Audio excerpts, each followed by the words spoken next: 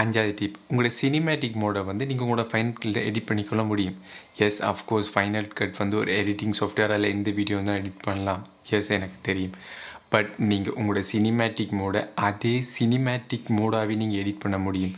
நீங்கள் உங்களோட ஃபோனில் பார்க்குற மாதிரி எஃப்ஸ்டாப்பை கூட்டி குறைக்கிறது, அதே சேம் திங் நீங்கள் உங்களோட ஃபைனல் கட்லேயும் பண்ண முடியும். நீங்கள் அப்படி பண்ணணும்னா உங்களோட மேக் ஓஎஸ் வந்து எம்ஓஎஸ் மொண்டரையும் அது கீழே போகிறோம் அதில் வந்து இருக்கணும். அதில் இருந்தால் தான் நீங்கள் அது பண்ண முடியும். நீங்கள் உங்களோட ஃபைலை ஷேர் பண்ணும்போது நான் முதல் சொன்ன மாதிரி ஆல் ஃபோட்டோ டேட்டாவை வந்து எனேபிள் பண்ணி அனுப்பணும்.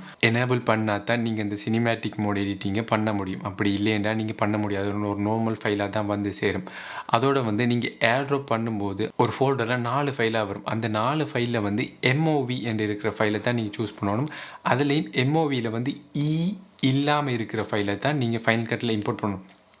அந்த ஃபைல் தான் உங்களோட அந்த சினிமேட்டிக் மோடு எடிட்டிங்கான எல்லாத்தையும் வச்சுருக்கும். ஸோ நீங்கள் அந்த ஃபைலில் தான் நீங்கள் அதை பண்ண முடியும். அப்படி ஏர்ட்ராப் பண்ணுறதுல சீக்கிரம்லாம் நீங்கள் டேரெக்டாக கேபிளை ப்ளக் பண்ணிவிட்டு டேரெக்டாக உங்களோட ஃபோனில் இருந்து நீங்கள் உங்களோட மேக்கு ஏற்றிக்கலாம். ஸோ அது மூலமாக எந்த பிரச்சனையும் இல்லை.